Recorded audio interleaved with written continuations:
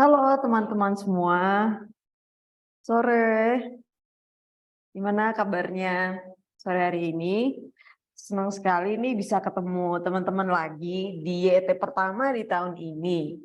Nah, hari ini tuh spesial banget karena kita ada dua startup yang teman-teman mungkin udah sering dengar gitu ya. Ada Sirko dan Bukalapak.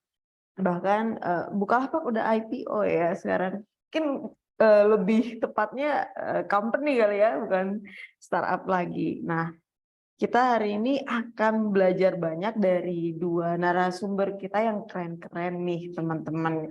Tentang sebenarnya ada opportunity apa aja sih yang bisa startup solve di industri UMKM ini. Karena kan banyak banget ya UMKM gitu. Dan mungkin nggak hanya di Jakarta aja, tapi di luar Jakarta karena negara kita Indonesia ini kan luas gitu. Nanti ini apa namanya acara kita ini akan dipandu oleh Bu Raisa dari Sider. Mungkin di sini juga ada banyak teman-teman dari Sider ya.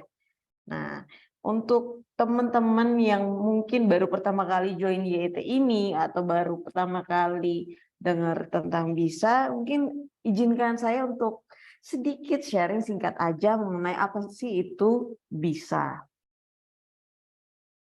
Ya, jadi bisa ini basically adalah kampus accelerator teman-teman di bawah Universitas BINUS gitu ya. Jadi kita open untuk teman-teman yang punya startup yang memang niat untuk jadi entrepreneurs, join ke kita. Yang penting udah ada produknya, we are very open, langsung aja hubungi kita gitu ya.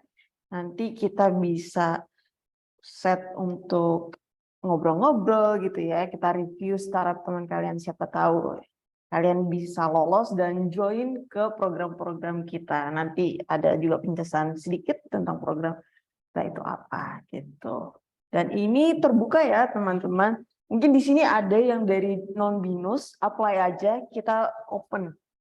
Jadi student binus, alumni binus ataupun publik bisa join program kita. Nah, ini dia programnya ada 4.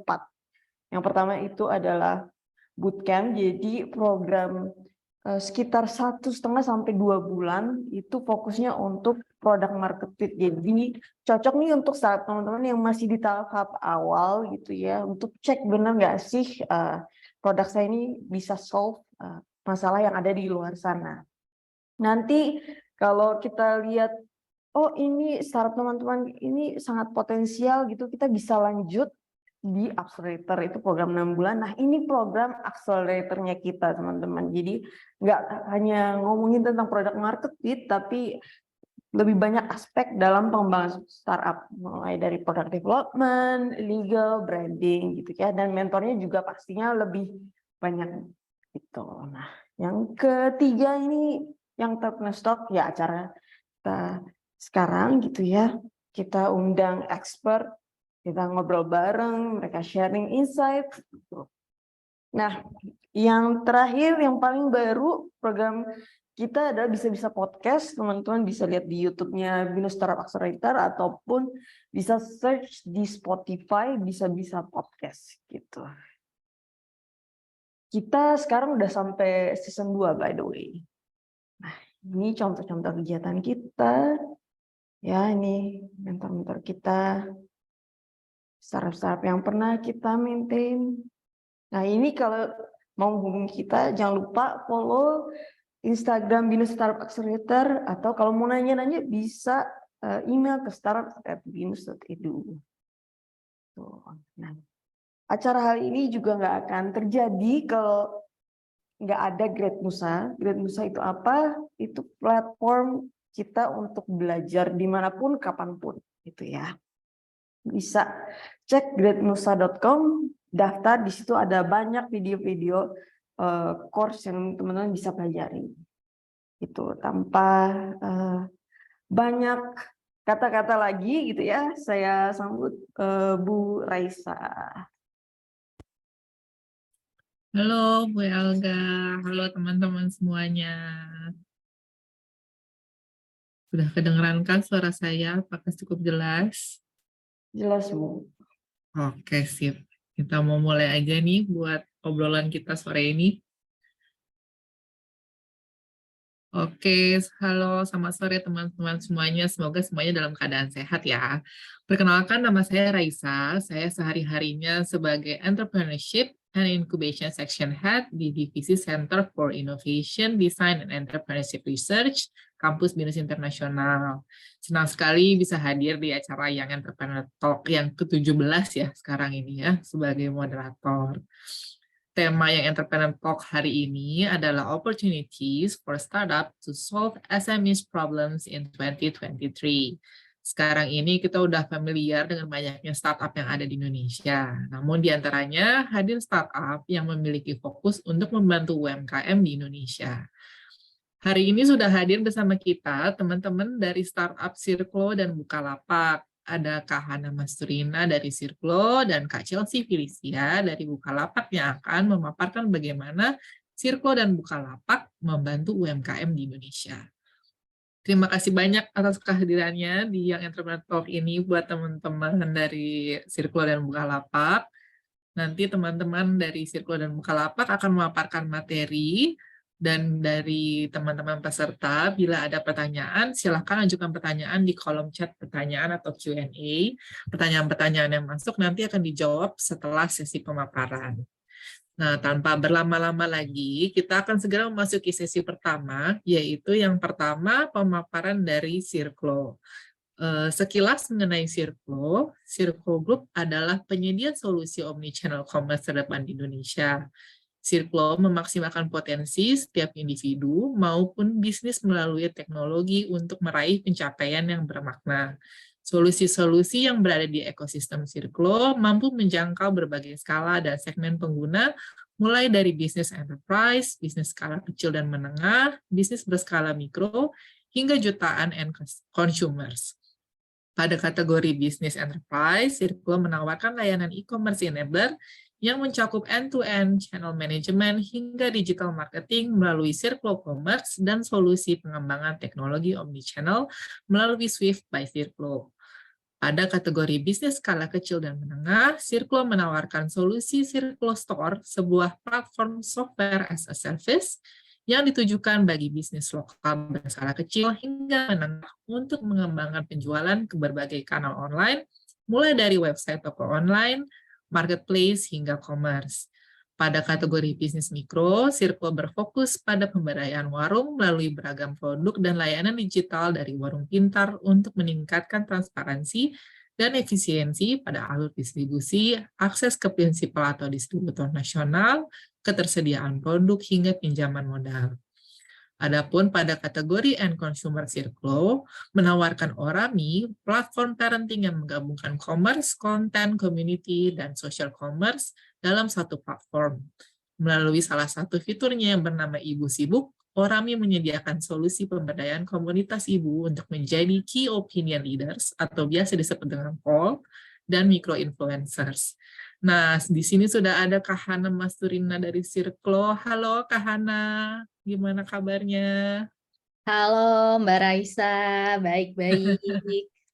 Terima kasih banyak sudah bersedia hadir di sini bersama kita, mau berbagi knowledge dengan teman-teman di Young Entrepreneur Talk. Kak Hana ini adalah asisten Business Development Manager Circlo Store yang berfokus pada akuisisi klien dan tim manajemen. Benar ya Kak Hana ya? Betul. Kak Hana sudah berpengalaman 5 tahun di dunia sales dan marketing. Oke, Kak Hana nanti akan menjelaskan bagaimana Circlo membantu UMKM di Indonesia. Namun sebelum menjelaskan Kak Hana, Circlo hari ini akan memberikan konsultasi online bagi teman-teman yang sudah memiliki bisnis.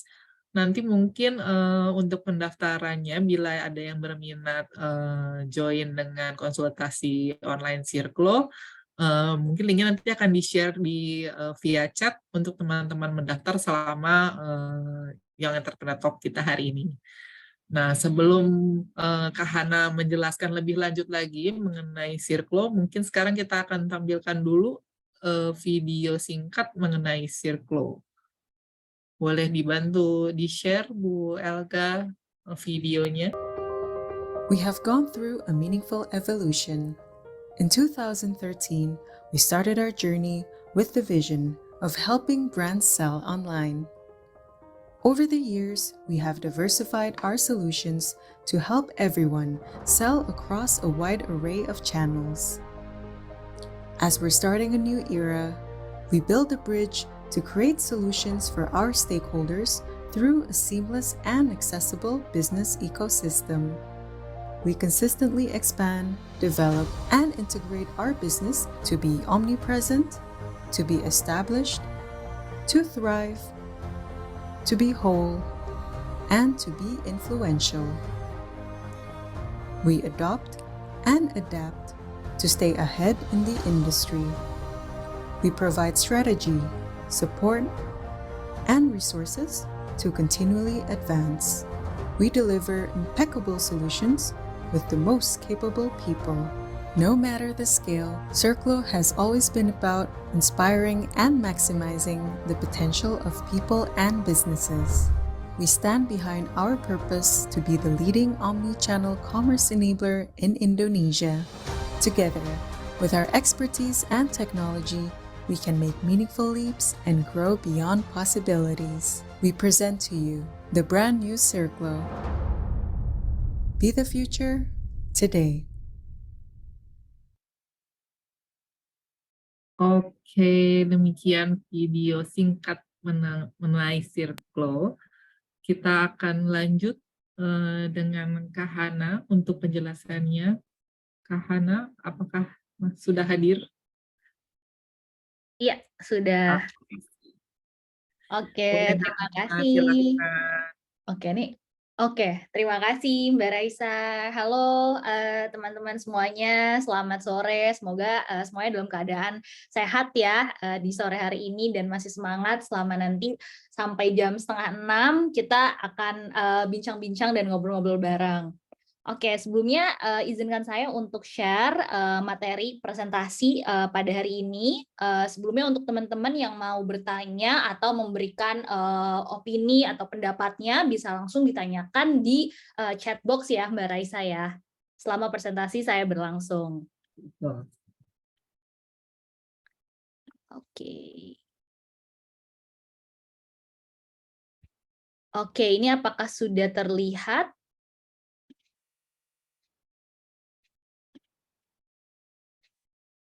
Sip, jelas. Oke, sudah jelas terlihat ya.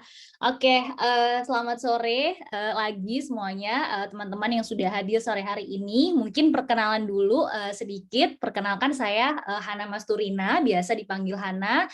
Saya di sini perwakilan dari Business Development Circlo Store dan mungkin nanti waktunya sebenarnya kalau di TOR 20 menit nih untuk presentasi, tapi saya coba untuk lebih persingkat aja supaya nanti kita lebih banyak sesinya di sesi tanya jawab ya gitu. Jadi hari ini saya diminta bawain presentasi tentang gimana sih kita bisa menciptakan solusi yang mempunyai dampak positif untuk SMEs gitu ya, atau usaha kecil menengah. Nah, sebelumnya presentasi ini saya dibantu oleh rekan saya Jessica dari tim komunikasi Circlo Store. Jadi thank you untuk Jessica yang udah prepare juga untuk presentasinya. Nah, saya jelasin sedikit dulu tentang Circlo itu tuh apa. Mungkin tadi udah dijelasin juga oleh Mbak Raisa dan ada videonya, tapi saya coba 3 menit jelasin secara singkat lagi tentang Circlo itu apa dan sebenarnya apa sih sebenarnya visi misi kita gitu ya. Jadi dari Circlo Store sendiri itu memang kita sudah establish dari tahun 2013. Kalau tadi bisnisnya itu ada yang memang menyasar ke sistem omnichannel, terus Circlo Commerce, tapi sebenarnya dari awal bisnis kita itu di tahun 2013 kita mulai adalah jasa pembuatan website gitu. Jadi memang pada awalnya sebelum kita melayani bisnis-bisnis yang skalanya besar, yang skalanya untuk yang skala enterprise, kita memang fokus ke bisnis yang untuk UMKM gitu ya, untuk usaha kecil menengah, lokal brand. Jadi waktu itu belum banyak kayaknya perusahaan yang memang fokusnya itu pembuatan website yang nggak perlu banyak technical skills dalam hal perkodingan gitu ya. Jadi kalau misalkan di Circle Store di tahun 2013 kita memang membantu para UMKM untuk memberikan layanan pembuatan website yang sudah terhubung dengan beragam jenis marketplace gitu, dan salah satunya adalah Bukalapak gitu. Jadi kalau kita ngomongin tentang mau jualan di Bukalapak atau misalkan di Tokopedia atau Shopee dan ngaturin stok dan ordernya, nah itu bisa lewat Circle Store gitu. Nah, dari tahun 2013 kita fokus ke yang skalanya UMKM aja, maju di tahun 2014, tahun 2015 kita terima funding, terus kita bisa expand ke Surabaya, ke Yogyakarta, dan ke Bandung. Di tahun 2016 kita launching satu produk baru yang namanya Circle Commerce gitu. Jadi Circle Commerce kalau misalkan bayangannya adalah teman-teman misalkan beli produk dari brand-brandnya L'Oreal atau Unilever gitu ya. Nah itu gudangnya, terus kemudian channel distribusi online-nya semuanya yang handle dari Circle gitu. Makanya kita disebutnya kalau Circle Commerce ini adalah end-to-end solution-nya dari Principal Brand.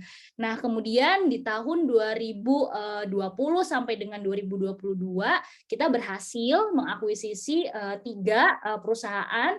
Ada iCube yang memang fokusnya itu pembuatan website, tapi websitenya ini untuk scaling enterprise. Jadi kalau kita ngomongin tentang sistem online to offline-nya, sistem omnichannel itu bisa di-serve di iCube.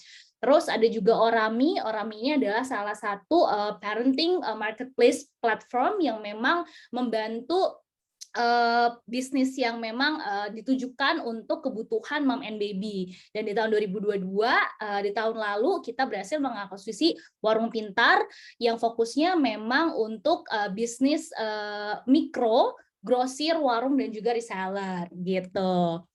Oke. Nah, selanjutnya ini mungkin presentasi yang ini di layar yang ini kayaknya banyak banget angka-angkanya gitu ya, tapi mungkin ada baiknya kita ngelihat dulu secara makronya tuh gimana sih kalau kita ngomongin tentang usaha kecil menengah. Jadi dari 5 negara terbanyak di ASEAN itu Indonesia ternyata yang paling banyak pelaku UKM-nya gitu ya, pelaku usaha kecil menengahnya. Jadi ada 65 juta bahkan itu kalau digabungin gitu ya dari pelaku UKM dari Thailand, Malaysia, Filipina, dan Vietnam itu kayaknya masih kalah gitu dibandingkan dengan jumlah pelaku UKM yang ada di Indonesia. Nah, kita ngelihat juga sebenarnya kalau kita ngomongin tentang usaha kecil menengah di tahun 2023, makanya mungkin berita-berita yang baru ini kita baca gitu di sosial media. Menurut Jokowi kayaknya masyarakat tuh harus sering-sering belanja gitu ya katanya. Nah, karena memang UKM di sini itu nggak hanya membantu untuk perekonomian secara mikronya aja, untuk kebutuhan rumah tangga si pelaku UKM-nya, tapi juga untuk menopang pertumbuhan ekonomi di Indonesia. Jadi kalau dari mikronya kita tuh udah kuat, pelan-pelan kayaknya tuh bisa ningkat dan kita bisa kembali stabil lagi gitu ya dengan masa-masa dibandingkan dengan masa-masa sewaktu pandemi gitu.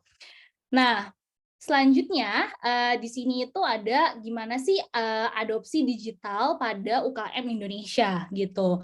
Nah, kalau kita ngelihat di sini di yang sebelah kiri ini proyeksinya, proyeksi pertumbuhan UKM yang masuk ke dalam ekosistem digital di Indonesia gitu. Jadi sebenarnya kalau kita ngomongin 3 tahun lalu pas masa pandemi, rasanya itu kayaknya berat banget gitu ya untuk kita nggak bisa kemana-mana, terus juga di satu sisi juga ada keterbatasan kita mau beraktivitas atau misalkan bekerja, tapi sebenarnya ada blessings di situ gitu ya. Blessingsnya adalah ternyata UKM yang punya yang pakai solusi digital itu punya pertumbuhan positif selama pandemi, yaitu sebesar 73%. Gitu. Nah, ini juga sebenarnya terbukti data ini adalah kita melihat dari jumlah user, jumlah pengguna yang menggunakan Circle Store sebagai solusi digital mereka. Justru selama pandemi itu kita banyak banget nerima permintaan orang-orang yang memang yang awalnya sebelum pandemi nggak mau tertutup banget tuh untuk pakai hal-hal yang sifatnya itu digitalisasi gitu. Tapi pelan-pelan pandemi kan ada keterbatasan kita untuk berjualan secara offline yang tadinya orang-orang ngandelin jualannya itu mungkin buka toko fisik atau misalkan juga buka bazar, itu kan terbatas ya. Jadi permintaan mereka untuk belajar tentang solusi digital itu tuh semakin meningkat gitu. Nah, yang kedua, ternyata pertumbuhan usaha kecil menengah yang mereka memanfaatkan beberapa solusi digital sekaligus. Ingat ya, keywordnya di sini tuh beberapa solusi digital itu 1,5 lebih tinggi dibandingkan dengan yang hanya memanfaatkan satu solusi digital aja gitu. Jadi kalau kita ngomongin digital di sini gitu ya, itu tuh banyak gitu cakupannya. Mungkin yang tadinya orang cuman jualan di Instagram doang gitu, atau misalkan WhatsApp doang, pelan-pelan mereka tuh nyoba jualan ke marketplace. Mereka pelan-pelan nyobain belajar tentang SEO atau digital marketing gitu. Nah, itu ternyata ada impact-nya. Walaupun impact-nya mungkin nggak kita rasain dalam waktu 1-6 bulan, tapi sebenarnya belajar tentang solusi digital itu tuh kayak investasi kita jangka panjang ke bisnisnya kita sendiri gitu. Kita nggak ngerasain secara instan. Mungkin ada yang dirasain secara instan untuk beberapa penjual gitu ya, tapi kalau untuk yang lainnya kan pertumbuhannya tuh kita tuh dikit-dikit gitu. Nah, yang ketiga adalah pertumbuhan usaha kecil menengah yang telah memberikan akses ke solusi digital dalam operasional bisnisnya, itu juga 1 kali lebih besar gitu. Oke. Selanjutnya adalah kita ngomongin tentang tantangan usaha kecil menengah ketika mereka melakukan ekspansi bisnis di era digital. Ini ada 5. Jadi di sini kita memang sumbernya kita ngambil dari BCG dan juga Telkom Indonesia, tapi sebenarnya 5 hal ini yang juga sering banget kita temukan di lapangan ketika saya dan tim dari komersial ngobrol dengan para user gitu yang sudah menggunakan layanan dari Circle Store gitu. Jadi sebenarnya di awal-awal ketika kita ngomongin tentang digitalisasi atau ekspansi bisnis di era digital, itu tantangannya tuh yang pertama adalah kurangnya pembiayaan gitu ya. Jadi memang orang-orang tuh sering ngerasa kalau misalkan kita mau bisnis online gitu ya, ternyata mereka tuh kurang mendapatkan kayak pembiayaan sehingga kayak di awal-awal itu tuh bisnisnya tuh tersendat gitu ya. Dan yang kedua adalah kurangnya pelatihan digital gitu. Nah, kurangnya pelatihan digital ini sebenarnya nggak hanya dirasain oleh bisnis-bisnis yang skalanya tuh kecil, tapi ternyata kalau ngelihat dari kliennya dari Circle Store itu sendiri, justru itu dirasain juga bisnis-bisnis yang skalanya tuh udah korporat gitu, yang tadinya tuh bisnis-bisnis retail konvensional, yang memang juga belum tahu dan belum familiar tentang gimana sih menggunakan platform digital sebagai salah satu tool untuk memperluas bisnisnya mereka. Nah, itu tuh juga jadi salah satu kendala gitu. Karena kalau misalkan yang satu kan tadi problemnya adalah kita tahu misalkan produk kita tuh bagus, tapi kita kurang pembiayaannya untuk melakukan misalkan riset atau misalkan mau investasi ke arah digitalisasi gitu. Tapi yang kedua itu juga bisnis-bisnis yang besar itu tuh udah ada sebenarnya kayak budgetnya, terus manpowernya tuh udah ada, tapi sebenarnya mereka tuh nggak tahu gitu ya harus mulai dari mana sih ketika kita ngomongin tentang jualan secara online gitu. Dan yang ketiga adalah kurangnya pemahaman kebijakan dan legalitas. Ini kayaknya mungkin untuk bisnis-bisnis yang memang udah lebih dari 3 tahun gitu ya, 3 tahun ke atas, mereka mulai aware lagi akan pentingnya sebenarnya legalitas di tahap awal ketika mereka ngomongin tentang bisnis gitu. Yang keempat, nggak ada mentor untuk bisnisnya. Jadi bayangin kalau misalkan kita tuh punya bisnis, tapi kita nggak ada yang ngasih tahu mana sih yang benernya, mana yang enggaknya gitu ya. Hal-halnya misalkan kayak kita udah ngelakuin proses bisnis ini, misalkan bisnisnya selama 2 bulan gitu ya, 3 bulan gitu misalkan, 1 kuartal gitu. Tapi karena kita tuh nggak punya mentor bisnis, kita tuh jadi nggak bisa tahu gitu, kira-kira bulan berikutnya kita tuh mau ngelakuin apa gitu. Makanya konsultasi atau misalkan mentor bisnis itu tuh penting banget kita cari sesuai dengan produk atau layanan yang mau kita jual. Dan kita menemukan mentor atau bisnisnya itu tuh mungkin kalau zaman sekarang nggak harus kita kayak datang langsung atau ngikutin course atau sekolah lagi, tapi bisa juga banyak banget, bahkan aku sendiri gitu ya, masih belajar untuk ngeliat-ngeliat di beberapa YouTube channel gitu, yang bisa aku look up gitu sebagai kayak mentor online-nya kita gitu. Oke, nah selanjutnya adalah gimana kita bisa menemukan target pasar yang tepat untuk usaha kecil menengah gitu. Jadi di sini ada 4, lagi-lagi ini adalah hal-hal yang biasanya saya temukan ketika saya dan tim ngobrol-ngobrol dengan para users di Circle Store. Jadi yang pertama, kalau kita menemuin target pasarnya kira-kira yang tepat tuh siapa ya gitu ya. Jadi yang pertama kita melakukan analisis pasarnya dulu. Analisis pasar tuh meliputi trennya tuh gimana sih gitu. Terus kompetitor analisisnya gitu. Sebenarnya kalau kita ngomongin mau launching suatu produk atau layanan, nggak harus banyak, tapi ngikutin deh kayak 1-3 kompetitor yang kayak sering banget nih kayak aku temuin di sosial media. Nah, itu bisa kita analisis dari situ. Dan yang terakhir adalah perlu jujur sih. Jadi kalau nganalisis pasar tuh sebenarnya nggak boleh terlalu pede juga, kayak produk kita bagus kok, kayak layanan kita tuh bagus kok, tapi perlu jujur juga ke diri kita sendiri. Kira-kira ini produknya tuh emang masih ada kurangnya loh gitu loh, dibandingin dengan kompetitor ABCD gitu. Terus yang kedua adalah kita tentuin added value-nya, nilai tambahnya. Nah, nilai tambahnya itu tuh bisa jadi dari fitur-fitur yang kita anggap unik, kualitas produknya, layanan untuk pembeli, harga yang terjangkau dan lain sebagainya gitu. Misalkan nih, aku ambil contoh sekarang kan mau Ramadan gitu ya. Bisa aja nih teman-teman misalkan membuka usaha hampers gitu ya. Usaha hampers terus kemudian mungkin usaha hampers tuh banyak gitu ya. Dan mirip-mirip gitu. Tapi ternyata kita mau nambahin satu unique selling point yang mau kita tonjolin justru bukan ke produknya, justru bukan ke barangnya.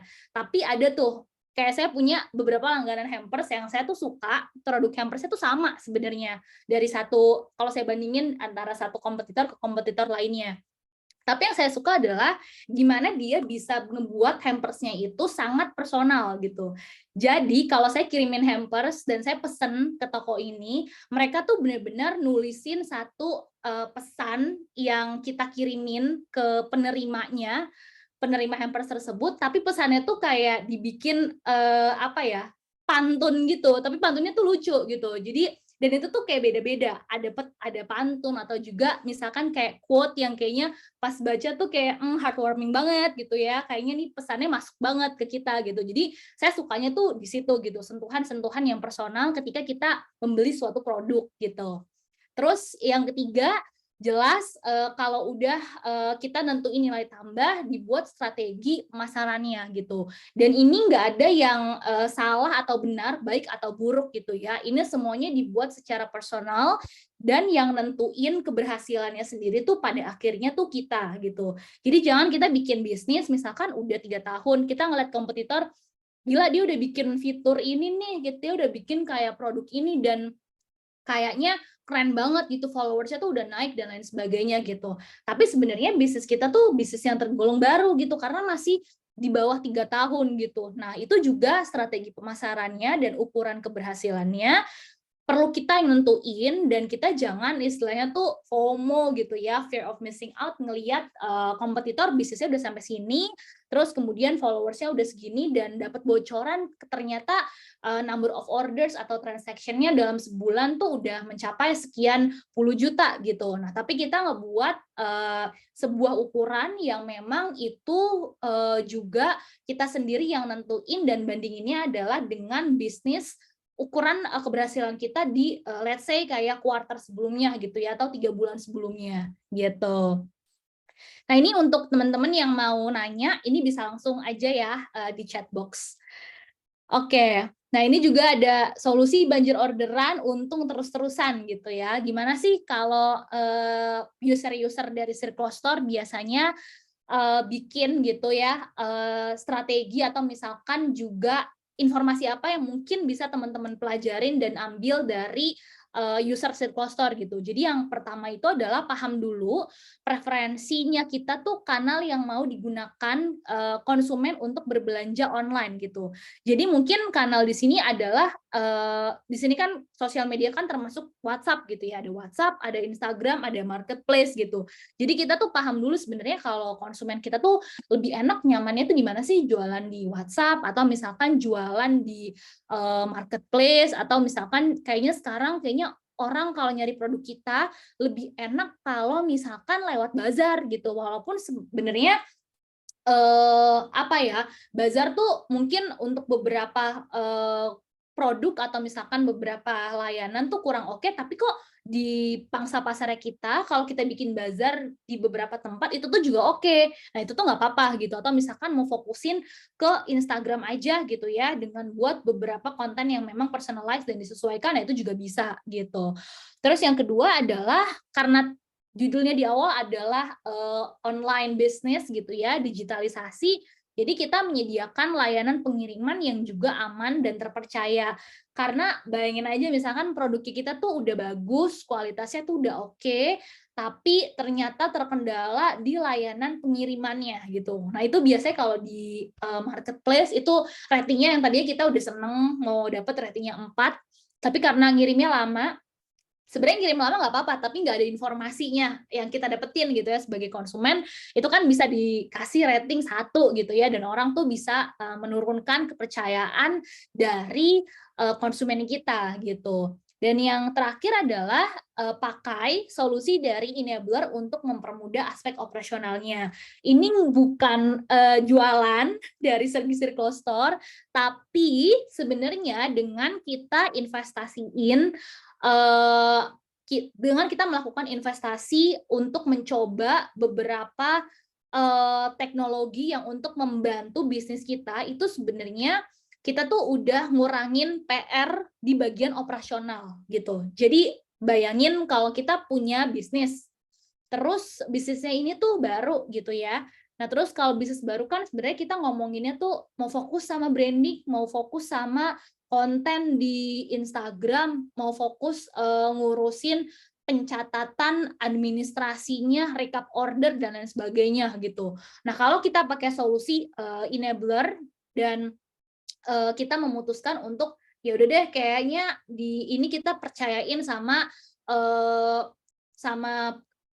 platform A gitu ya untuk ngurusin stok dan ordernya, untuk ngurusin pengiriman dan layanannya, percayalah kita jadi cuma fokus ke hal-hal yang sebenarnya itu esensial di awal. Contohnya kayak raising awareness kita terhadap brandnya kita, brandingnya kita, atau misalkan tampilan-tampilan kita di Instagram, jadi hal-hal yang memang itu kelihatan dulu nih, dalam tanda kutip kelihatan dulu di mata konsumennya. Tapi di balik layarnya, kalau kita coba untuk pakai enabler, aspek-aspek operasionalnya itu tuh bisa pelan-pelan tuh kita let go, dan kita percayain ke platform yang memang udah biasa ngurusin penjualan online gitu ya, untuk distribusi online-nya gitu. Oke, nah ini adalah preferensi kanal yang digunakan konsumen, jadi pembeli ketika mereka melakukan belanja online gitu. Jadi online marketplace itu adalah salah satu kanal belanja yang paling disukain, dan nilai transaksinya itu sebenarnya bisa mencapai triliunan rupiah gitu ya. Jadi 85% orang tuh ternyata sekarang prefer belanja di marketplace, 8% ada di website, dan 37%-nya itu ada di media sosial. Nah, ini seperti yang sudah terlihat di layar, ini adalah urutan apa sih sebenarnya yang konsumen cari ketika mereka itu mau beli suatu produk atau layanannya gitu. Jadi sekarang fokusnya nih ke poin yang ada di layar ini. Jadi yang pertama tuh ada promo yang biasa kita tawarin, terus juga ternyata keamanan berbelanjanya tuh gimana, terus ini gratis ongkos kirim itu juga bagian dari promosi gitu ya. Jadi ini semuanya adalah hal-hal yang bisa dipilih oleh rekan-rekan ketika memang mau melakukan bisnis yang punya impact positif untuk bisnisnya dan juga lingkungan sekitar gitu ya. Nah, ternyata promo, keamanan berbelanja, dan variasi metode pembayaran adalah 3 alasan utamanya gitu. Jadi kalau teman-teman bikin bisnis, ternyata metode pembayarannya itu nggak bisa. Ya udah deh, karena saya punya bank BCA aja, mau taruhnya bank BCA aja. Nah tapi orang tuh, ini termasuk saya sendiri sih gitu ya. Jadi kayak kalau misalkan saya tuh lebih tertarik, misalkan belanja yang produknya itu, yang ownernya itu tuh ngasih pilihan berbelanja ada virtual account-nya gitu, karena kita nggak perlu pusing-pusing back and forth pindahin nomor rekeningnya, terus udah gitu juga ngelihat lagi nge-save nomornya. Jadi aku tuh lebih suka kalau misalkan pembayaran itu ada virtual account atau ada OVO-nya gitu ya, OVO atau GoPay, sehingga kayak bisa banyak-banyakin poin-poin yang masuk ke OVO ataupun GoPay-nya aku gitu ya. Nah terus yang kedua juga keamanan berbelanja. Meskipun ada yang bilang kayak yang ya udahlah sekarang bisnisnya kalau misalkan kayaknya cukup deh jualan kayak lewat di WhatsApp aja. Tapi ternyata ada konsumen yang justru lebih seneng kalau misalkan suatu produk atau layanan itu juga terjual di marketplace gitu. Karena kan ada third party-nya, dan kalau misalkan kita barangnya misalkan ternyata nggak sesuai sama deskripsi atau misalkan fake item gitu ya, nah kita bisa ngelakuin komplain langsung ke marketplace-nya gitu. Atau ada orang yang memang ngelihat, oh dia udah punya website nih gitu kan, kalau udah punya website berarti kayaknya ada beberapa konsumen yang lebih ngerasa itu convenient kalau belanjanya itu tuh memang lewat website atau misalkan lewat marketplace gitu. Nah, ini tadi kalau kita ngomongin tentang layanan pengiriman yang juga aman dan terpercaya itu apa aja. Jadi dari mulai pertimbangannya tuh ada pertimbangan waktu dan juga ada pertimbangan opsi pengiriman yang juga lengkap gitu ya, dan disediakan oleh satu brand gitu.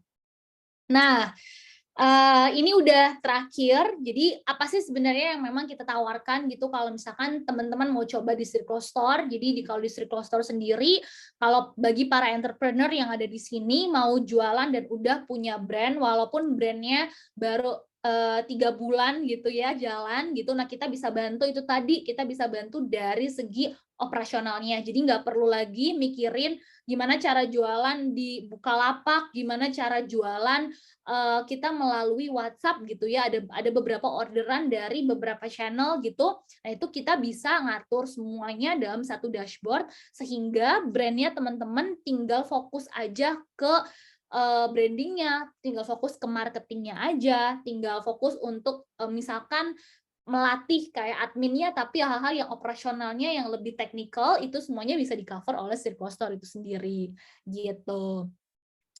Nah, ini juga tadi beberapa brand UKM yang memang kita bantu, kita udah membantu 100.000 lebih UKM yang memang itu fokusnya adalah nggak hanya bisnis-bisnis di fashion aja, tapi kita tuh dari fashion, dari F&B, terus kemudian juga mom and baby, semuanya kita tuh bisa melayani itu. Jadi kalau misalkan teman-teman juga mau coba dan penasaran gitu ya sebenarnya maksud dari proses digitalisasi itu tuh seperti apa sih gitu ya, kalau kita mau coba investasi di teknologi itu tuh seperti apa, nah ini bisa juga coba di sini gitu.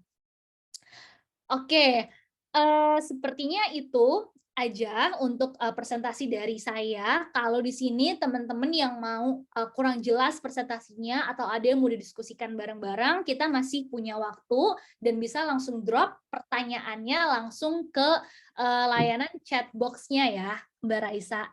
Thank you semua. Ini saya langsung kembalikan ke Mbak Raisa ya.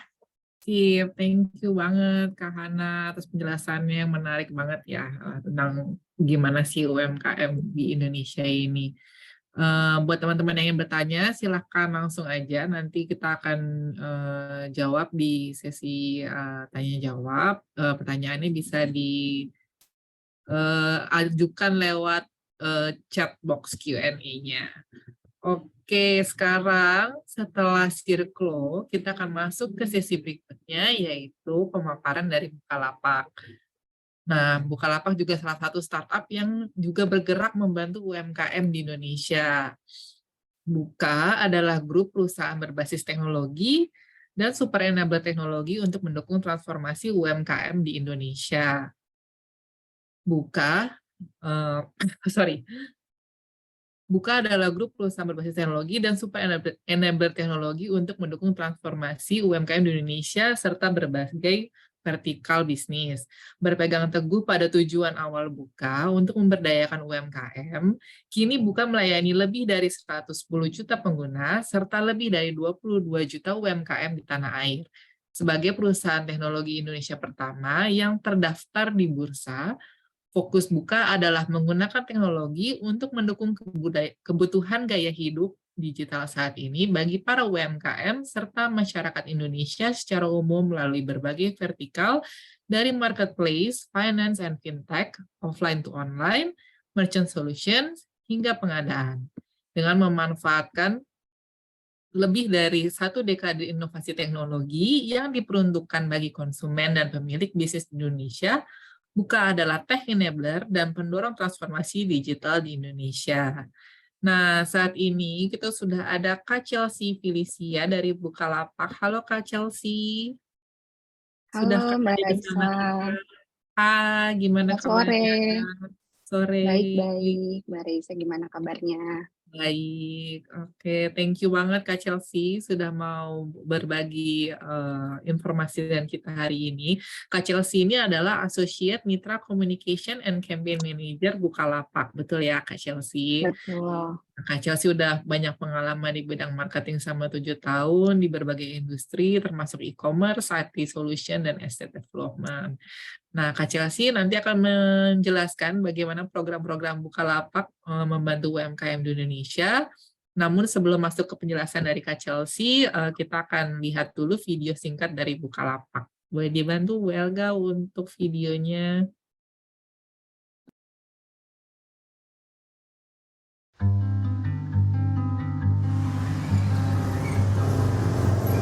Dari ikut mitra Bukalapak, pendapatan saya jadi meningkat 3-4 kali lipat dari sebelumnya.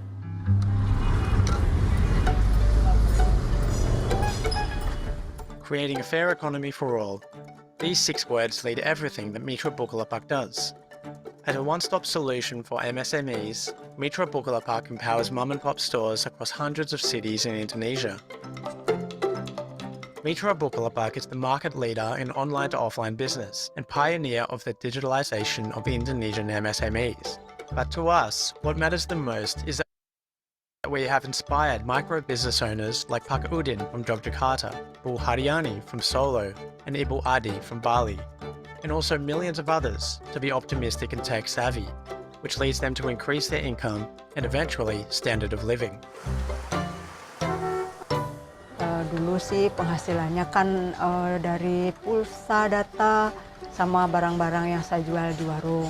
Keuntungan lain yang bisa saya dapat dengan menggunakan Mitra Bukalapak ini ya, saya bisa menaikkan kelas warung saya. Mitra Bukalapak enables mom-and-pop store owners to sell more products. We bring them technology and create a simple yet user-friendly application that helps their businesses scale up, improve supply chain management, and offer a variety of products, from physical to virtual products that give more and more revenue. Untuk yang paling laris di sini kirim uang, karena di sini wilayahnya kawasan industri kan, banyak pabrik, banyak perantau. Virtual products are the top-selling products at Mitra Bukalapak, such as remittance services, electricity tokens, and top-up phone credits. These products can help Mitra double or triple their revenue. Mitra Bukalapak offers better prices and no admin fee, which gives advantages to our Mitra. Perubahan yang saya rasakan semenjak gabung dengan Mitra Bukalapak, tadinya warung saya cuma kecil-kecilan itu, ruang tamu itu saya sulap menjadi warung, dan ya inilah banyak produk-produk yang bisa saya berikan kepada pelanggan untuk kemudahan transaksi.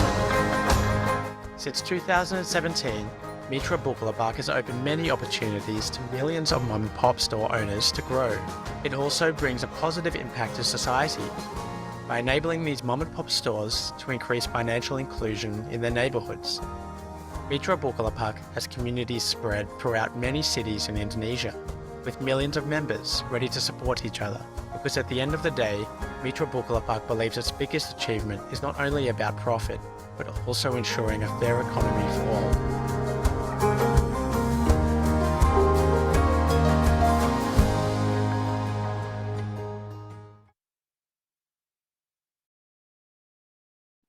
Oke, itu kita udah lihat tadi ya video singkat mengenai Bukalapak. Menarik sekali.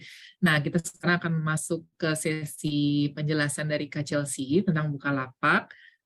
Untuk teman-teman yang ada pertanyaan, silahkan aja langsung bertanya di kolom chat Q&A, nanti kita akan bahas setelah sesi ini. Oke, nggak usah lama-lama lagi. Sekarang serahkan aja kepada Kak Chelsea untuk penjelasannya. Silahkan Kak Chelsea. Terima kasih Mbak Raisa. Ini aku coba buat share screen dulu ya.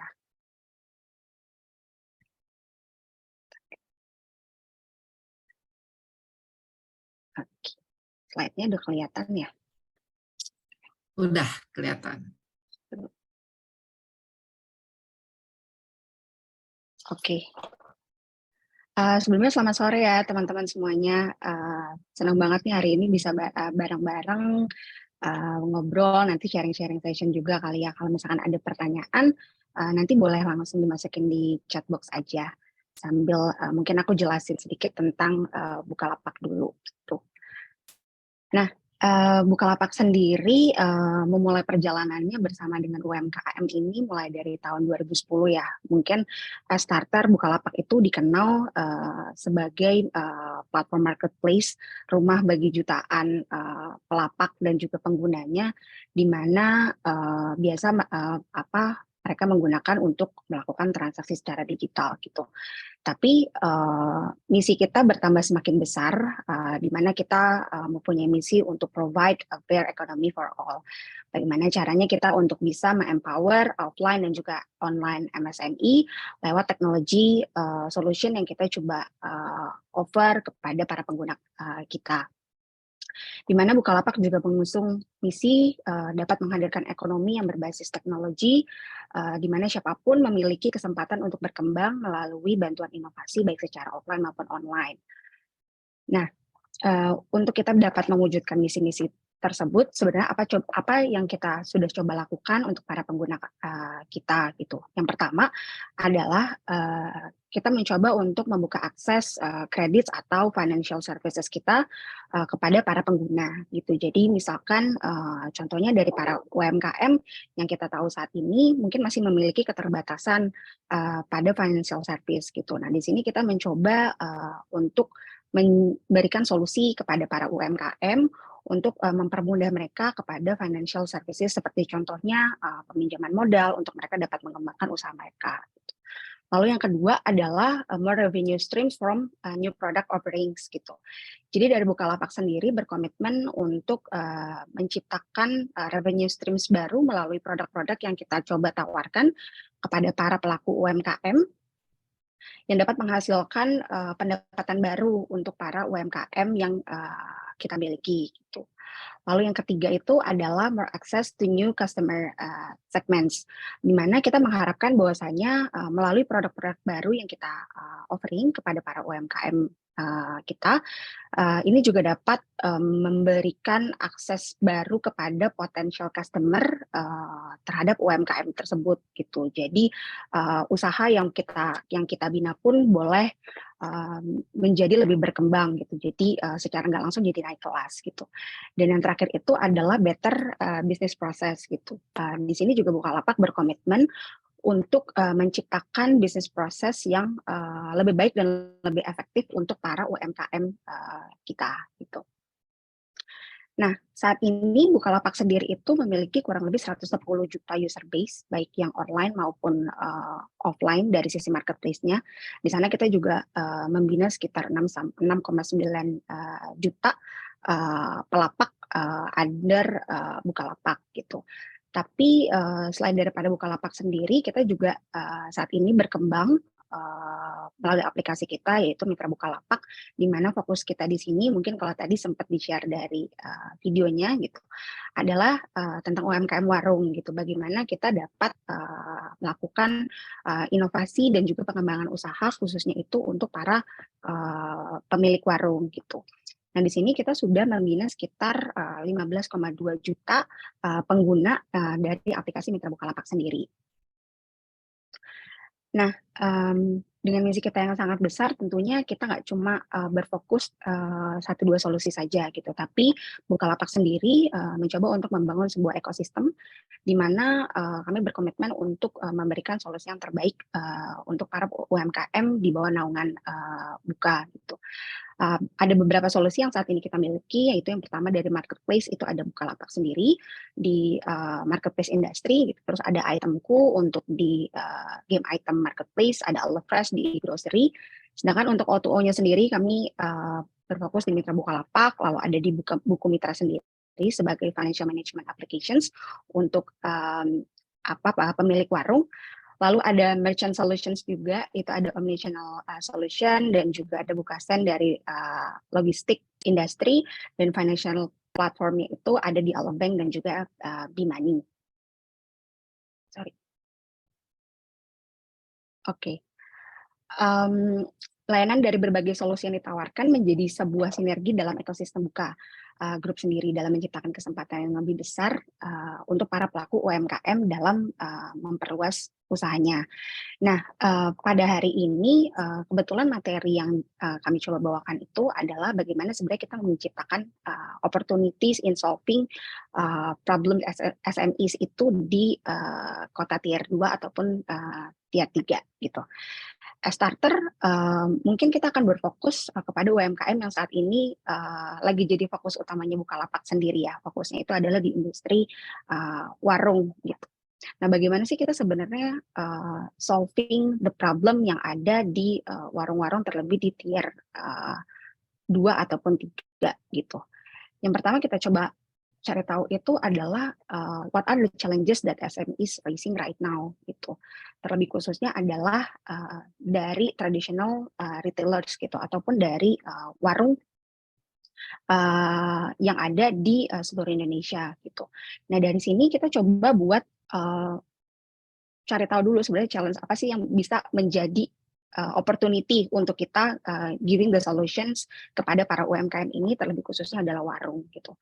Yang pertama itu adalah kita temukan adanya competition with modern store gitu, di mana kita tahu warung itu sangat kompetitif ya gitu dengan minimart yang mungkin kita sering temuin gitu yang lebih modern gitu. Itu salah satunya yang menjadi reason warung itu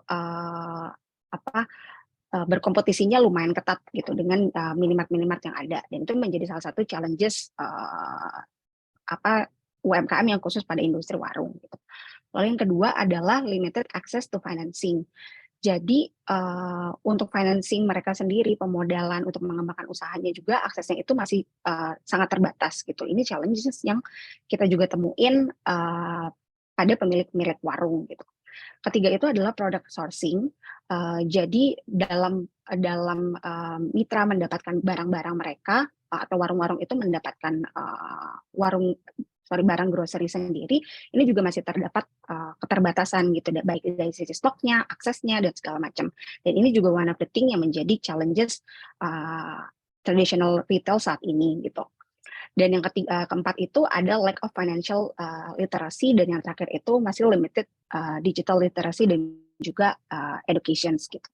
Nah, di sini Mitra Bukalapak seeing those challenges ini as an opportunity gitu. Bagaimana sebenarnya kita bisa bring solution melalui challenges ini untuk para UMKM warung ini dapat berkompetisi langsung dengan modern retailers gitu. Dan melalui apa? Melalui digitalization dari platform kita yang kita coba tawarkan kepada para mitra kita gitu. Nah, sebenarnya gimana sih Mitra Bukalapak itu actually solves their problems gitu kan. Kayaknya kan soalnya kalau kita ngomongin soal warung itu kayaknya agak susah ya gitu dengan menggunakan aplikasi gitu kan, karena mungkin keterbatasan digital literasinya sendiri gitu kan, untuk menggunakan aplikasinya sulit gitu, apalagi kalau misalnya kita ngomongin tentang kota-kota yang sebenarnya bukan kota besar gitu. Gimana cara sebenarnya Mitra Bukalapak solving those problems gitu, dan bisa menjadi impact gitu kepada para pengguna warung gitu.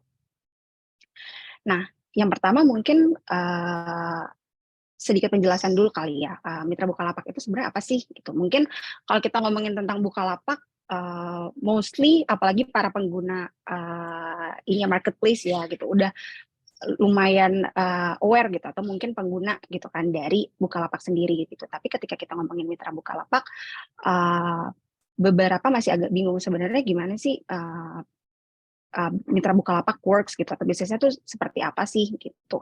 Nah, Mitra Bukalapak sendiri ini adalah platform B2B yang difokuskan itu untuk para warung gitu, atau dari kios usaha kecil gitu. Yang kita tahu untuk para warung sendiri itu biasanya mereka jualan itu barang-barang groceries atau barang-barang sembako yang kebutuhan-kebutuhan pokok aja gitu. Nah, di sini dengan visi kita adalah transforming mom and pop stores into modern retails with digitalizations. Kita mencoba untuk Mitra Bukalapak ini nggak cuma solving the problems from physical groceries aja, tapi kita juga mencoba giving a new solutions untuk memberikan solusi pilihan produk baru yang dapat menjadi new revenue streams kepada mitranya gitu. Jadi nggak cuma solving the problem, tapi kita juga memberikan opportunities baru untuk mitranya juga bisa mengembangkan usahanya gitu, lewat produk-produk virtual yang mereka bisa jual, ataupun financial products yang mereka bisa jual gitu. Nah, sebenarnya seperti apa sih Mitra Bukalapak in action ways-nya itu untuk membantu para warung gitu kan.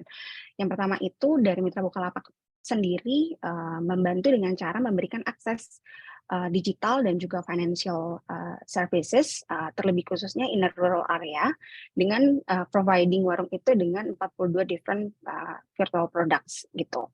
Nah, kenapa produk virtual? Kebanyakan dari warung itu mereka hanya berjualan itu produk-produk sembako atau grosiran aja gitu, dan agak terbatas akses mereka untuk dapat berjualan produk virtual, atau bahkan edukasi mereka terkait produk virtual itu sangat kurang gitu.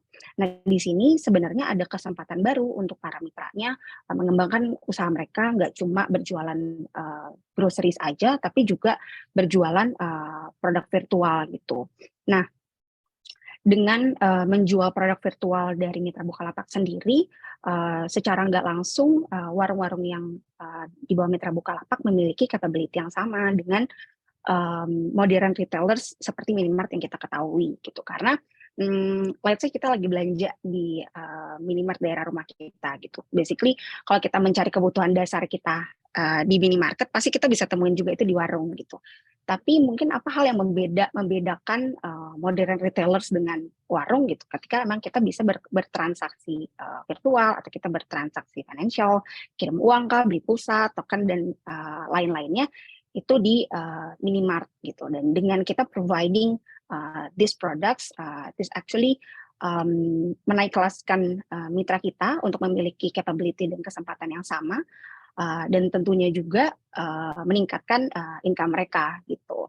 Dan dengan join Mitra Bukalapak dan memiliki new revenue streams, revenue yang didapat oleh para mitra sendiri itu bisa naik 3 kali lipat gitu, dengan mereka mempunyai kesempatan lain, kesempatan pilihan produk lain gitu untuk mereka jual gitu. Nah, ini tiga produk yang sebenarnya saat ini popular produk gitu kan di warung kita, itu ada di pulsa, di token, dan juga dikirim uang gitu kan. Nah, services ini bisa digunakan di semua mitra Bukalapak gitu, di 200 kota yang tersebar di Indonesia, dan tipe varian atau produk virtual dan finansialnya pun beragam. Jadi di sini kita kasih kesempatan untuk mitra kita yang nggak cuma jualan grocery aja atau sembako aja, tapi mereka juga punya kesempatan yang sama untuk menjual barang-barang produk virtual maupun finansial gitu, mulai dari pulsa, paket data, bayar tagihan listrik, top up e-wallet gitu kan, yang mungkin sebelumnya nggak ada gitu, atau misalkan pelanggan-pelanggannya harus pergi datang ke minimart gitu untuk melakukan transaksi tersebut gitu, tapi sekarang warung juga bisa gitu. Nah, yang kedua adalah yang kita coba untuk offer solution gitu, yang menjadi opportunity buat kita adalah Mitra Bukalapak sendiri itu enables more effective and efficient management of warung gitu. Jadi pada dasarnya ketika kita berbicara tentang warung, yang dilakukan warung itu untuk mereka tetap running the business day to day adalah mereka berjualan produk mereka ke end consumer. Ketika produknya habis, yang akan mereka lakukan adalah mereka akan menghubungi beberapa distributor barang mereka. Lalu setelah itu mereka hubungi pesan barang dan lain-lain, mereka menunggu waktu lagi dan akhirnya barang itu sampai gitu. Nah, what we are actually doing itu adalah kita mencoba untuk memangkas proses yang lebih panjang itu gitu. Jadi kita mencoba untuk simplifying the supply chain process gitu, di mana mitranya itu cukup dapat menggunakan aplikasi kita aja, aplikasi Mitra Bukalapak, maka mereka bisa melakukan pemesanan barang lalu dikirim ke warung mitranya langsung gitu. By saving those time, actually mitranya lebih punya kesempatan untuk mereka berjualan produk-produk lainnya yang sebenarnya dapat menambahkan pendapatan mereka dari produk-produk yang lainnya gitu. Jadi mitranya nggak perlu keluar lagi dari warungnya untuk membeli barang langsung ke pasar atau menunggu waktu yang lebih lama untuk mereka stok barang warung mereka gitu. Tapi mereka actually lebih punya waktu yang lebih efektif untuk menggunakan waktu tersebut itu untuk berjualan hal yang lain gitu. Lalu yang lainnya juga adalah Mitra Bukalapak sendiri motivates para pengguna, para kios warungnya sendiri untuk offering additional services gitu. Jadi contohnya aja yang kita punya itu saat ini adalah logistic agents gitu. Di mana di sini kita coba untuk mengencourage mitra nggak cuma berjualan produk grocery aja atau misalkan menjual produk virtual dan financial saja, tapi mereka juga bisa menjadi agen logistik gitu, yang dimana semua bisa terjawab lewat aplikasi Mitra Bukalapak aja gitu. Dan ini actually membantu untuk pemilik warung yang ada di kota tier 2 dan 3 gitu, di mana mungkin akses logistik mereka masih terbatas gitu. Dan dengan hadirnya para warung yang bergabung di Mitra Bukalapak sebenarnya membantu penyebaran logistiknya itu jadi lebih mudah gitu, dengan mereka menjadi agen logistik yang dapat drop off atau pick up points barang-barang pengiriman gitu. Dan dari sisi lainnya juga dengan menjadi logistic agents, sebenarnya Mitra Bukalapak ini juga menambahkan additional income juga untuk mereka gitu. Jadi varian produk yang dijual juga jadi lebih semakin luas gitu. Dan yang terakhir, selain kita juga offering some solutions to their business gitu kan, kita berikan pilihan produk yang lebih varian untuk mereka bisa mengembang.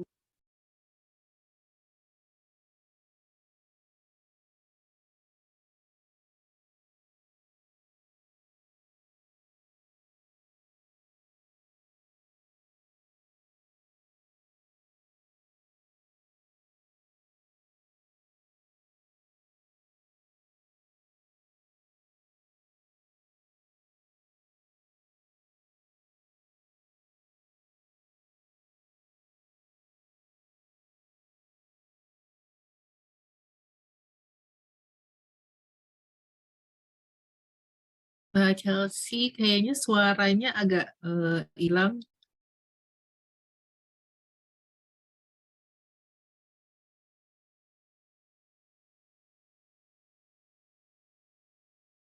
Sepertinya suara yang Mbak Chelsea hilang ya?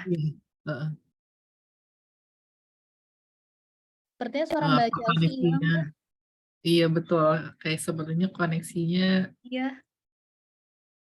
atau mungkin Bluetooth connection-nya biasanya.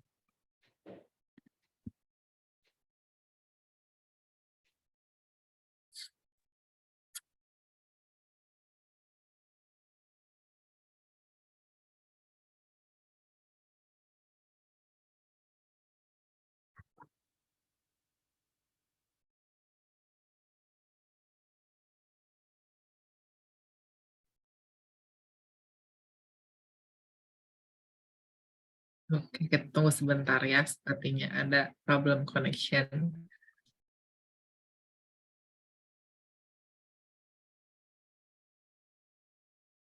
Ini udah ada pertanyaan yang masuk. Kalau teman-teman ada yang ingin ditanyakan, silahkan ya via chat box. Halo, Gimana? Halo, sudah kembali suaranya. aduh, maaf ya. Iya, iya, nggak apa-apa. Boleh silahkan dilanjutkan lagi. Oke, oke. Sebentar, tadi dari mana ya? Oke. Tadi suaranya hilang di slide berapa ya, Mbak? Sebelumnya, yang sebelum ini. Oh, yang sebelum ini ya? Ini ya? Ya, Oke, oke. oke. Nah, selain kita offer, suaranya udah kedengeran jelas kan yang ini? Jelas, jelas. Oke. Oke. Nah, Mitra Bukalapak di sini juga empowering mitrasnya atau warungnya untuk menjadi lebih kompetitif gitu by helping para mitras to transform into modern retailers gitu. Nah, sebenarnya gimana sih caranya kita bisa encourage para warung gitu untuk akhirnya mereka bisa bertransformasi menjadi modern retailers gitu. Selain kita juga providing products yang mereka bisa jual, tapi tentunya kita juga ingin menaik kelaskan skills-nya para juragan warung nih gitu. Nah, dengan cara seperti apa? Dengan cara kita melakukan training atau misalnya kita mengedukasi mitranya gitu. Kita edukasinya lewat apa sih sebenarnya? Nah, di sini kita punya komunitas warung itu namanya Juara. Dan di sini mitranya sendiri itu nggak cuma kita edukasi dari sisi kita aja mengenai aplikasi kita aja, tapi sebenarnya kita mencoba untuk mengedukasi mitranya bagaimana sih cara mereka mengembangkan usahanya, bagaimana sih mereka melakukan branding di warung mereka sendiri, bagaimana mereka harus melakukan stock management, bagaimana mereka harus menata barang-barang di warung mereka gitu. Jadi nggak cuma kita memberikan edukasi terkait aplikasi kita atau produk kita aja, tapi kita juga memberikan skill lainnya gitu. Dan juga melalui komunitas yang kita punya di antara sesama warung, ini juga memberikan satu sama lain akses terhadap para pelaku UMKM yang lainnya gitu. Jadi di sana di komunitas warung kita sendiri ini sesama pemilik warung mereka bisa saling berinteraksi, saling berbagi tipsnya atau misalkan informasi-informasi baru gitu yang tentang di mana mereka bisa saling sharing dan tentunya lebih related gitu karena mereka sesama pengguna aplikasi gitu kan, sesama pemilik warung gitu. Dan tentunya ini nggak cuma berimpact terhadap warung Mitra Bukalapaknya saja, tapi dari kita pihak Bukalapak pun kita jadi mendengar lebih banyak opportunities gitu. Kita jadi lebih mendengar banyak problems gitu yang sebenarnya terjadi di kota-kota di mana mitra kita berada gitu melalui komunitas Juara ini gitu. Jadi selain kitanya juga mengedukasi, ternyata kitanya juga teredukasi dan melihat opportunity gitu kan di sana gitu untuk tetap giving solutions gitu kan untuk ke mitra-mitra kita gitu.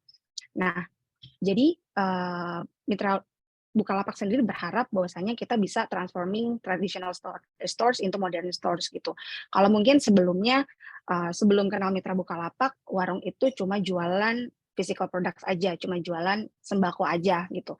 Atau bahkan pengertian mereka tentang financing, tentang accounting itu sangat terbatas gitu. Contohnya aja mencatat-catat stok mereka, mencatat pendapatan mereka, pengeluaran mereka berapa hasil yang mereka dapatkan, itu masih sangat terbatas. Atau gimana caranya mereka bisa punya modal, itu juga sangat terbatas gitu. Dan juga a small shop for basic necessities gitu. Mereka cuma menjual barang-barang yang hanya jadi kebutuhan mendasarnya aja gitu. Tapi kita harapkan setelah mereka gabung di Mitra Bukalapak gitu, mereka jadi punya kesempatan untuk menjual produk itu yang jadi lebih besar lagi, digital products-nya, financial products-nya, di mana tentunya yang kedua, kita juga memberikan classes dan training gitu terkait hal tersebut gitu. Jadi nggak cuma kita kenalkan produk aja, tapi kita jelaskan, kita edukasi, gitu. Kita bangun kesadaran mereka. Kenapa sih mereka perlu untuk belajar tentang teknologi? Kenapa sih perlunya untuk belajar tentang finance gitu? Bagaimana sih mereka mengelola bisnis mereka yang nantinya bisa mendatangkan keuntungan gitu untuk mereka? Dan yang terakhir tentunya juga diharapkan bisa menjadi commercial hub for community gitu, karena dengan varian produk yang kita coba offer di warung dan warung bisa provide, this is actually bisa menjadi nggak cuma solusi untuk warungnya, tapi sebenarnya bisa jadi solusi untuk neighborhood yang ada di sekitarnya gitu. Jadi kalau misalkan terlebih khususnya di daerah-daerah yang mungkin bukan di kota-kota besar ya gitu, dengan adanya warung dengan solusi yang banyak ini yang mungkin minimarket juga terbatas gitu di sekitar daerahnya mereka, otomatis dari sekitar pelanggannya atau tetangganya dan segala macam bisa langsung berbelanja di warung Mitra Bukalapak aja gitu. Jadi dampak yang dihasilkan pun nggak cuma terasa untuk warung Mitra Bukalapak aja, tapi sebenarnya juga bisa memberikan dampak ke community juga gitu, ke society juga gitu yang ada di sekitar warung Mitra Bukalapak. Oke, that's it kira-kira yang mungkin hari ini dari kita bisa sharing sebenarnya gimana sih kita di tier kota di tier 2 dan 3 gitu. Jadi basically dengan kita punya ekosistem yang lumayan besar di buka dan juga akses interaksi kita kepada para mitra juga lumayan banyak gitu. Di situ kita jadikan menjadi kesempatan gitu untuk kita mencari tahu lebih dalam sebenarnya apa sih problematika yang saat ini mitra kita gitu punya dan apa solusi yang kira-kira kita bisa coba tawarkan sih gitu. Terima kasih Mbak Raisa. Oke, terima kasih banyak Kak Chelsea atas pemaparannya tentang Bukalapak. Oke, sekarang kita masuk ke sesi tanya jawab. Kita punya waktu sekitar 10 menit. Ini udah ada pertanyaan yang masuk. Kita langsung aja ke pertanyaan yang udah masuk. Ini ada pertanyaan untuk keduanya, Circlo dan Bukalapak. Mau tanya, kalau UMKM ragu untuk pakai produk kita, misalnya UMKM-nya masih menganggap mereka masih kecil atau belum perlu, bagaimana cara meyakinkannya? Ini pertanyaannya dari Sylvie. Mungkin boleh dijawab secara bergantian, Kak Hana dulu atau Kak Chelsea dulu? Iya, halo. Boleh, oke sip. Kak Oke, Hana, mungkin dari silakan. aku dulu ya, baru nanti ke Mbak Chelsea. Oke, jadi tadi pertanyaannya kalau misalkan memang dari UMKM itu baru mulai bisnis, tapi gimana caranya untuk kita punya pelanggan atau meyakinkan para pembeli untuk pakai produk dari kita gitu ya. Jadi kalau ditanya kayak caranya itu gimana, sebenarnya aku perlu tanya dulu gitu, kira-kira kalau untuk di awal ini jenis produknya atau misalkan layanan yang ditawarkan itu apa gitu. Tapi asumsiku mungkin ini produknya adalah produk yang memang itu bukan berupa service gitu ya. Jadi mungkin kayak bisa makanan gitu ya, atau misalkan minuman gitu. Tapi kalau misalkan kita ngomongin tentang bisnis UMKM itu sendiri, kalau dari pengalaman saya dengan beberapa para user yang ada di Circlo Store, yang pertama itu adalah kalau memang produknya itu tuh belum ada yang beli, sebenarnya kan kita kalau ngomongin UMKM tuh mungkin budgetnya itu tuh terbatas untuk kita ngelakuin promosi dalam hal promosinya tuh misalkan digital marketing atau misalkan optimalisasi SEO di website gitu ya. Jadi yang pertama adalah kita mungkin bisa berpartisipasi ke pameran atau misalkan event yang memang tuh banyak banget diselenggarain oleh pemerintah gitu ya. Kita bisa tap in ke situ. Atau misalkan yang kedua juga adalah kalau misalkan dari si UMKM tersebut pasti udah ada yang pernah beli produk dari kita gitu. Jadi kita manfaatin adalah memberikan review yang jujur gitu ya, kayak honest review dari orang-orang customer kita sebelumnya yang memang udah punya produk dari kita gitu. Jadi misalkan UMKM sekarang bisa jualan contohnya kayak di Bukalapak gitu ya, buka toko misalkan di Bukalapak, terus kemudian customer pertama sampai customer kelima belinya lewat ini dong, lewat marketplace aja, jangan lewat WhatsApp gitu ya. Nanti setelah beli boleh nggak dikasih komen gitu. Nah, kalau misalkan udah kayak ngasih komen atau misalkan review terkait dengan produknya, pastiin tapi produknya tuh bener-bener ketika pembeli atau customer itu tuh menggunakan produknya kita, mereka juga happy gitu ya. Jadi jangan kayak produknya sebenarnya kualitasnya nggak oke, tapi disuruh untuk kayak nge-review gitu di marketplace ya, itu tuh juga jangan gitu. Jadi tawarin dulu dari review, karena sebenarnya kalau produk-produk UMKM atau produk-produk baru, orang sebenarnya ngelihat dari review customer-nya dulu gitu, dari customer-customer sebelumnya yang pernah pakai atau misalkan menggunakan produknya kita gitu. Kalau misalkan kayak ternyata ada nih kayak 5 review yang udah mereka baca dan ternyata reviewnya tuh bukan paid review gitu ya, itu sebenarnya bisa jadi salah satu cara untuk kita promoting our product atau service gitu. Dan yang kedua adalah kalau kita ngomongin tentang gimana ningkatin penjualan produknya itu sendiri, orang tuh ternyata walaupun judulnya adalah digitalisasi atau misalkan jualan secara online, ternyata customer tuh suka hal-hal yang sifatnya interaksi secara organik dan juga genuine gitu ya. Jadi misalkan kalau jualannya memang di marketplace, pastiin interaksinya itu atau misalkan jualan di WhatsApp bukan kayak kita komunikasi ke chatbot gitu, tapi juga tambahin touch of personalization di situ. Jadi misalkan kayak nama panggilannya tuh misalkan kita nyebutin namanya, nanya dulu kayak misalkan juga namanya siapa, atau misalkan juga balesin dengan hal-hal yang memang itu lebih personalized dan juga bukan jawaban-jawaban singkat, tapi jawaban-jawaban yang lengkap dan juga menyasar ke kebutuhan si customer kita. Kurang lebih sih itu sih kalau dari aku. Masih di mute kayaknya Mbak Raisa. Iya, masih di mute. Thank you, Kak Hana. Oke, itu tadi dari Kak Hana. Kalau dari Kak Chelsea gimana nih? Oke, sebenarnya jawabannya Kak Hana udah sangat bagus banget ya. Gitu. Jadi sebenarnya kalau dari kita sendiri pastinya kalau misalkan memang dipertemukan dengan UMKM yang belum mau nih pakai produk kita gitu. At this case contohnya aja misalkan kita di Mitra Bukalapak nih, untuk para warung yang kita coba offer aplikasi kita, tentu pasti awalnya itu agak reluctant ya gitu ya. Sebelumnya mungkin biasanya pakai pesan-pesannya gampang gitu, telepon aja, terus tiba-tiba kita coba buat interrupt gitu pakai aplikasi kita gitu, pastinya agak susah. Tapi apa yang kita coba buat offer gitu kan ke calon customer kita ini, yang pertama itu pastinya juga kita coba cari tahu dulu gitu, sebenarnya apa sih yang bikin mereka itu nggak mau pakai gitu, nggak mau pakai produk kita gitu. Nah, dari berbagai macam angle produk yang kita punya, mungkin kita bisa kasih solusi dari beberapa produk yang kita punya gitu, yang benar-benar memang bisa menjawab kebutuhannya dari customer gitu.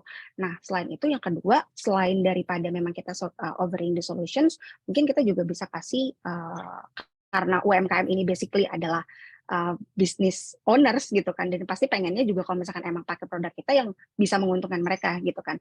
Dan mungkin kita juga perlu untuk share some info gitu kan, atau misalkan sebenarnya dengan menggunakan produk kita ini tuh gimana sih kita bisa membantu dan mengembangkan usaha dari UMKM ini gitu. Jadi nggak cuma kita kasih solusinya aja, tapi kita juga beneran mengembangkan usahanya mereka gitu. Nah, melalui seperti apa? Melalui misalkan pembinaan gitu, atau misalkan discussion gitu kan, untuk bisa benar-benar mengembangkan produknya mereka gitu. Dan yang juga tentunya some testimonies mungkin ya yang memang punya industri yang sama gitu.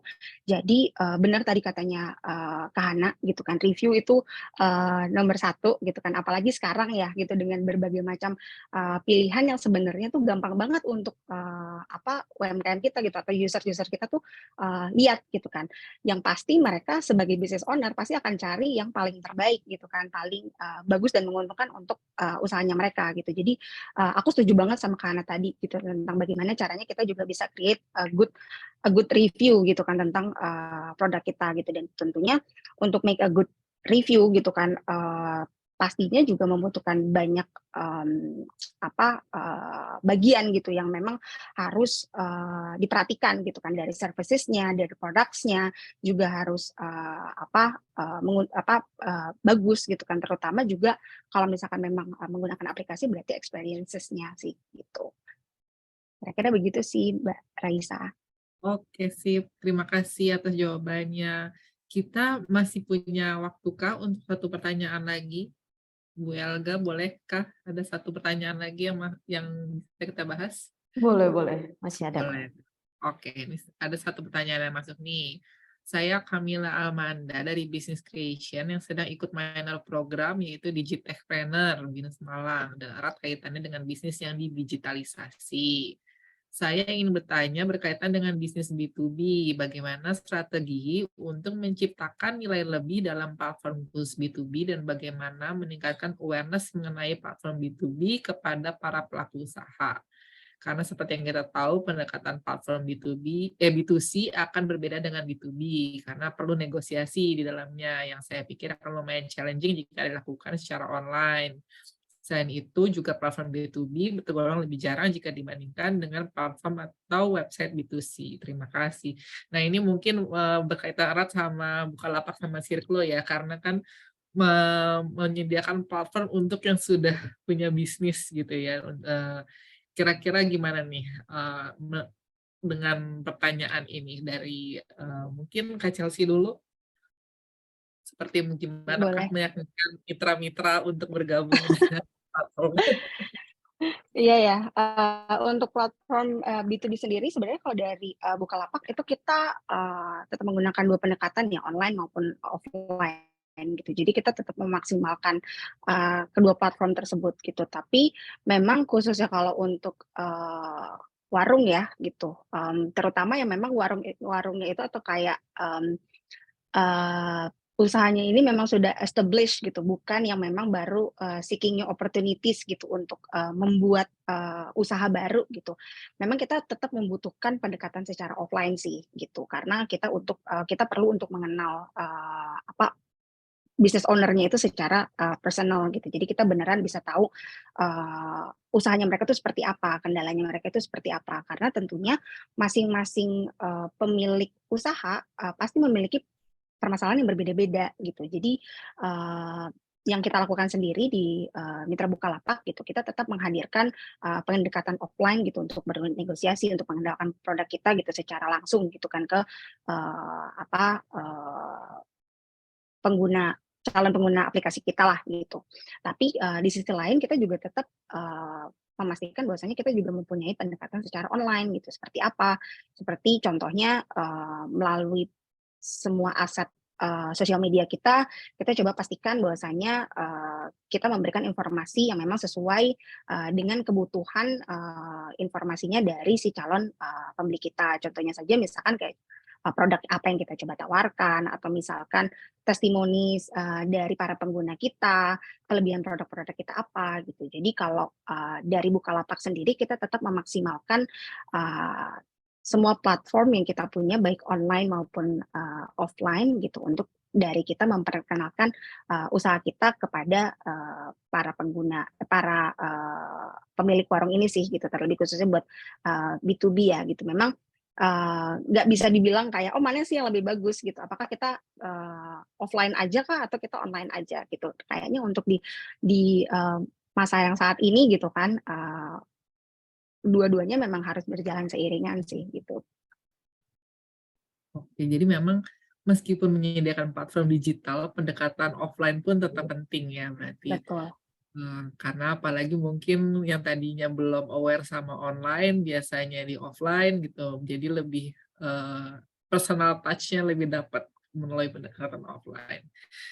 Oke, kalau dari Kak Hana gimana? Adakah ada tips untuk challenge pendekatan B2B ini? Oke, thank you Mbak Raisa untuk pertanyaannya. Kalau saya sebenarnya balik lagi, B2B itu kan business to business. Dan Kak, ini pertanyaan sebenarnya sangat general gitu. B2B-nya itu bergerak di bidang apa? Karena kalau kita ngomongin tentang bisnis dengan tipe B2B, itu tuh banyak ragamnya. Ada misalkan contohnya B2B yang memang fokus ke jasa periklanan gitu ya. Ada yang ngurusin web developer gitu antara satu perusahaan ke perusahaan lain. Ada juga bisnis B2B itu contohnya adalah yang ngurusin bahan baku gitu. Jadi setiap jenis usaha B2B, kalau kita menentuin strateginya, aku perlu tahu dulu gitu. Kita perlu tahu dulu bisnisnya tuh bergerak di bidang apa gitu. Tapi karena ini pertanyaannya general gitu ya, dan saya juga belum tahu bisnisnya itu apa. Tapi mungkin dari pengalaman saya dan juga tim, kalau ngelihat dari user-user kita, kalau kita ngomongin tentang dari strategi B2B-nya itu sendiri adalah fokus dulu ke channel penjualan mana atau kanal penjualan yang memang mau jadi fokus kita di 1 tahun ke depan. Contohnya misalkan, oke, kayaknya kita mau fokus jualan B2B karena market kita ternyata banyaknya itu tuh datang dari para supplier yang memang datang dari perusahaan-perusahaan yang memang nggak familiar gitu ya dengan Instagram gitu. Jadi jangan paksain kita harus jualan melalui Instagram gitu. Tapi juga pendekatannya disesuaikan dengan konsumen mana sih yang paling banyak datang dari channel tersebut. Kalau misalkan ternyata kita approach perusahaan yang memang itu corporate dan kita mau ngejualin ke corporate gitu ya, orang-orangnya nggak familiar tuh jualan di Instagram, ya jangan paksain di situ gitu. Berarti pendekatannya kan misalkan memang harus approaching secara langsung ke mereka lewat misalkan lewat WhatsApp, atau misalkan juga kita bisa datengin mereka secara langsung gitu ya. Tapi kalau misalkan B2B-nya ternyata perusahaannya tuh mereka udah familiar gitu dengan jualan dan pembelian lewat kayak marketplace gitu ya, atau misalkan Instagram, ya kita fokusin strategi di sana. Atau misalkan kalau bisnisnya kita B2B-nya adalah ternyata ngurusin bahan baku gitu.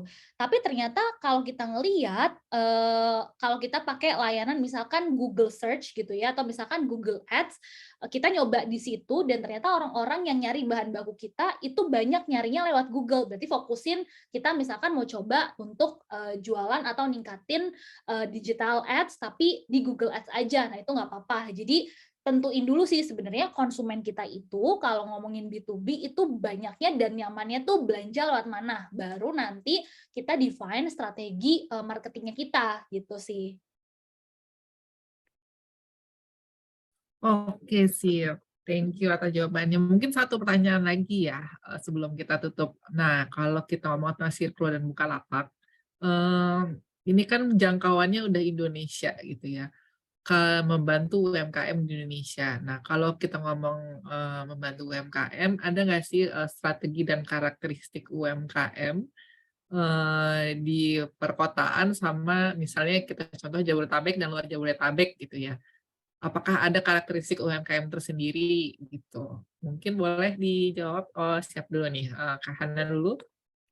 Oke, jadi karakteristiknya kalau kita ngomongin UMKM yang di kota-kota besar dan di luar kota-kota besar gitu kali ya, Mbak Raisa ya?